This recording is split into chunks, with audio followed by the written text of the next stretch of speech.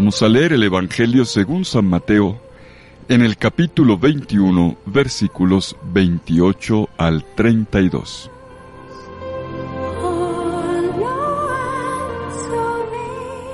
En aquel tiempo dijo Jesús a los sumos sacerdotes y a los ancianos del pueblo: ¿qué les parece? Un hombre tenía 2 hijos. Se acercó al primero y le dijo: Hijo, ve hoy a trabajar en la viña. Él le contestó: no quiero. Pero después recapacitó y fue. Se acercó al segundo y le dijo lo mismo. Él le contestó: voy, Señor, pero no fue. ¿Cuál de los 2 cumplió la voluntad de su padre? Contestaron: el primero. Jesús les dijo: en verdad les digo que los publicanos y las prostitutas van delante de ustedes en el reino de Dios. Porque vino Juan a ustedes enseñándoles el camino de la justicia, y no le creyeron. En cambio, los publicanos y prostitutas le creyeron. Y aún después de ver esto, ustedes no se arrepintieron ni le creyeron. Palabra del Señor. Gloria a ti, Señor Jesús.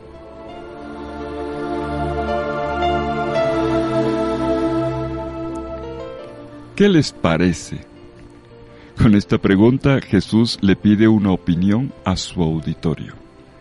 Porque Jesús siempre quiere saber qué pensamos. Pero aún más, Él quiere intentar despertar dentro de cada uno de nosotros nuestras pequeñas certezas, sacarlas a la luz.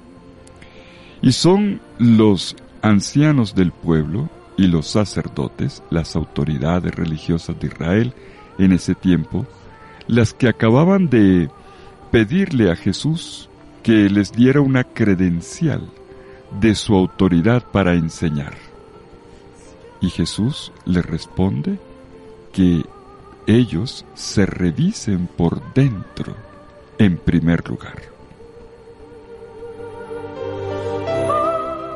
Y entonces Jesús continúa: ¿qué les parece?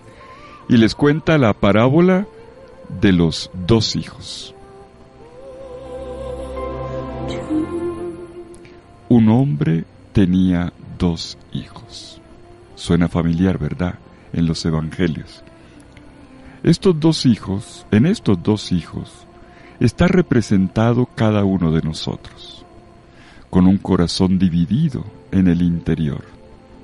Un corazón que por un lado dice sí y por otro lado dice no. Que habla, que promete o dice cosas, pero luego se contradice. Somos contradicciones ambulantes. Es como dice Pablo en Romanos 7:15. En verdad, no hago el bien que yo quiero. En realidad no, sino el mal que yo no quiero. Me hago propósitos, pero caramba, me estrello, termino haciendo lo contrario. Y a partir de aquí la parábola nos sugiere un camino hacia la vida integrada, unificada. El camino hacia el corazón unificado, que ya está invocado en el Salmo 86, en el versículo 11. Señor, mantén unificado mi corazón. Es lo que también indica la sabiduría bíblica. El libro de la sabiduría, ya desde el primer versículo, capítulo 1, versículo 1, presenta como primer paso para la sabiduría la unificación del corazón. Busca al Señor con un corazón sencillo, un corazón que no sea doble, que no albergue por dentro motivos ocultos. Y este es un don que le tenemos que pedir siempre al Señor. Señor, unifica mi corazón. Que no haya 2 corazones dentro de mí peleándose entre ellos, 2 deseos, 2 voluntades en guerra.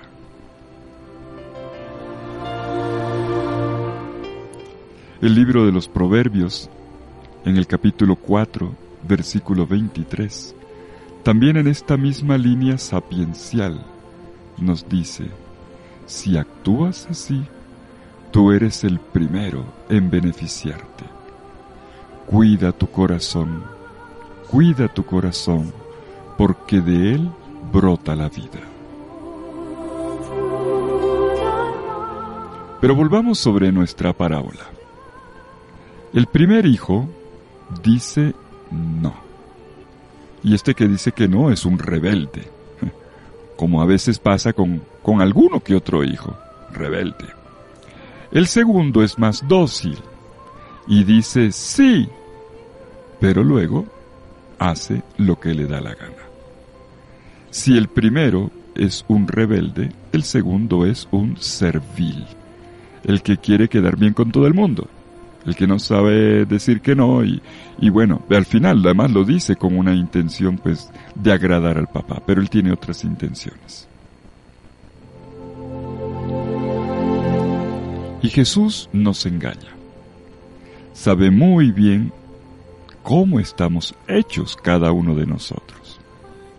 Y curiosamente, aquí no hay un tercer hijo ideal que viva la perfecta coherencia entre lo que se dice y lo que se hace.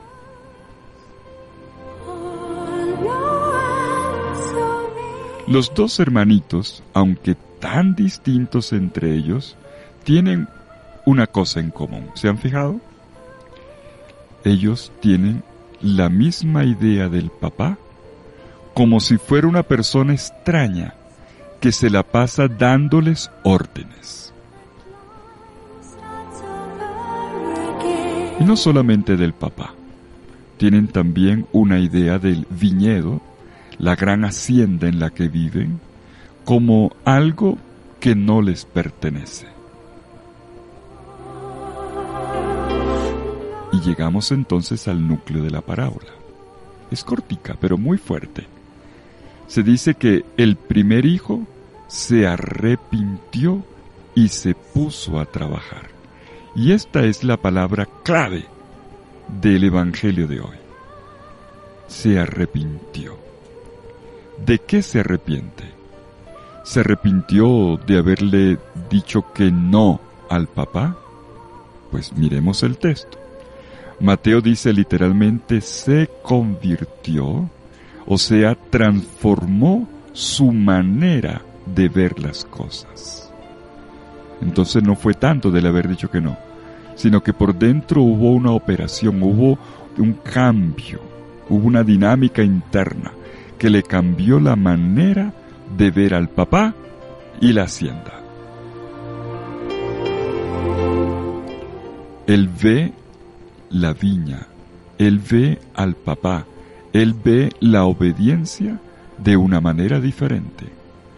Ya no es la viña de su padre, es también su viña. El padre ya no es aquel dictador o aquel amo o casi como un capataz al cual hay que someterse servilmente o escaparse con subterfugios. A veces a los papás se los engañan con mentiras. Pero aquí, el papá es visto como el campesino que lo llama a colaborar en el trabajo de la tierra para que haya una cosecha abundante, para que haya vino de fiesta para la casa entera. Y esta es otra manera de ver las cosas. Esta es la verdadera metanoia, el verdadero cambio de mentalidad, otra manera de pensar. Y ahora su corazón queda unificado. Por imposición, nadie consigue trabajar bien, ¿verdad? Ni mucho menos amar bien. Por eso, la pregunta del centro, ¿qué les parece? ¿Quién hizo la voluntad del Padre? Claro, ¿en qué consiste la voluntad del Padre? ¿En tener hijos sometidos? ¿Simplemente respetuosos y obedientes? No. Su sueño como papá Es una casa habitada, no por sirvientes obsequiosos, que al final resultan hipócritas, sino por hijos libres y adultos, que realmente quieren al papá y que tienen sentido de pertenencia con la casa. Hijos aliados con él por la maduración del mundo, por la fertilidad de la tierra. Fíjense ustedes nomás la alternativa de fondo que se plantea.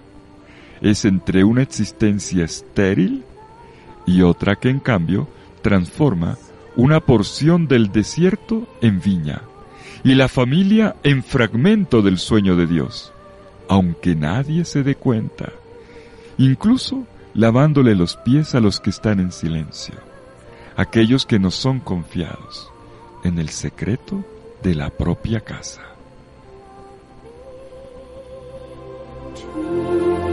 Qué bonito esto, entonces dan ganas de colaborar en la casa.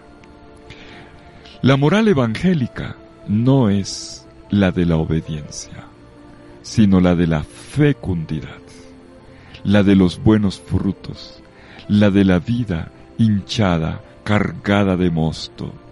La voluntad del Padre es que demos muchos frutos y que nuestro fruto permanezca, se dirá en el Evangelio de Juan, en el capítulo 15, versículo 8.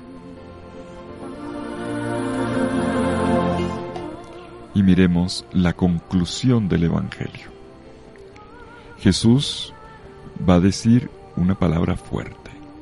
Dice que pasan delante de todos nosotros aquellos que tachamos de corruptos, porque lo eran realmente, los recaudadores de impuestos y las prostitutas. Ellos nos llevan la delantera en el reino de los cielos. En verdad les digo, dice Jesús, que los publicanos y las prostitutas van por delante de ustedes en el reino de Dios. Porque vino Juan a ustedes enseñándoles el camino de la justicia, y no le creyeron. En cambio los publicanos y prostitutas le creyeron. Y aún después de ver esto, ustedes ni se arrepintieron ni le creyeron. Los publicanos y las prostitutas van por delante de ustedes en el reino de los cielos. Es una sentencia dura, dirigida a cada uno de nosotros.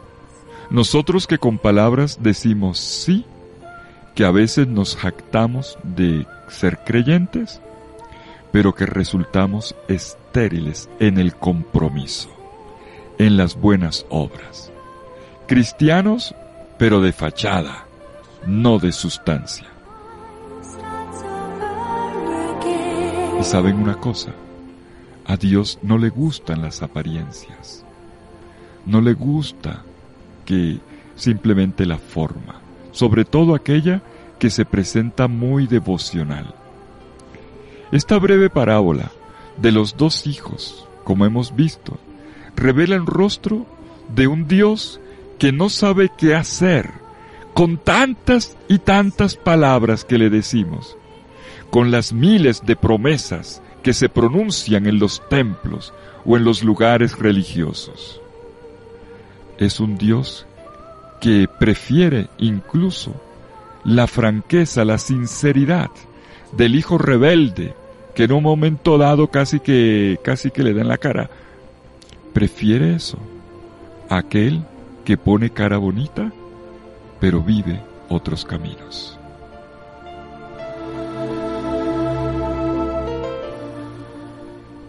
Y el Señor nos sacude.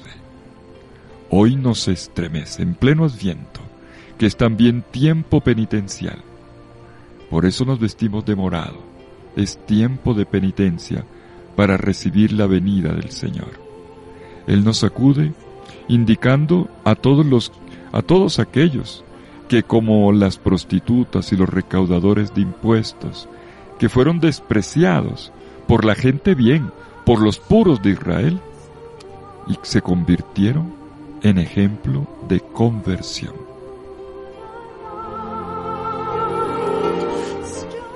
Y en este Evangelio hay algo que es muy consolador para todos, sin excepción. Que en Dios no hay condenación. Claro, cada uno se la busca y responde, eso sí, pero por parte de Dios lo que hay es una promesa de vida.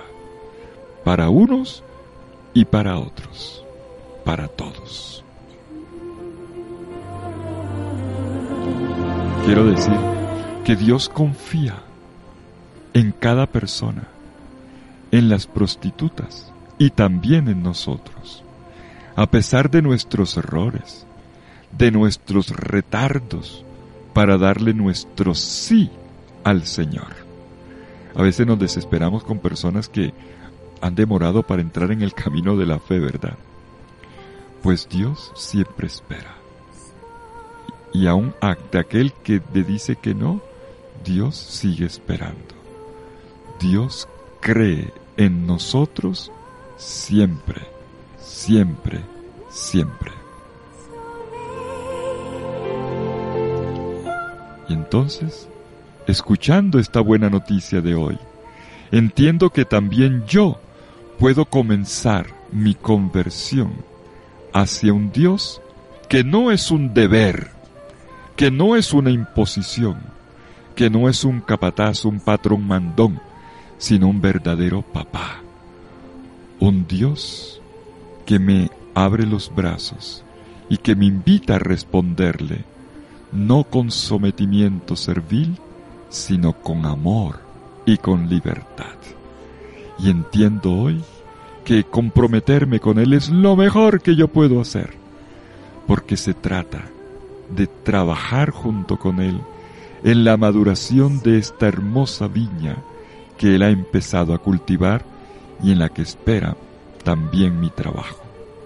Con Él maduraremos uvas dulces de tierra y de sol. Que el Señor nos ayude a ir siempre a lo esencial y a tener una actitud de autenticidad hacia Él. Que el Señor te bendiga, en el nombre del Padre, y del Hijo, y del Espíritu Santo. Amén. Que tengas un hermoso día.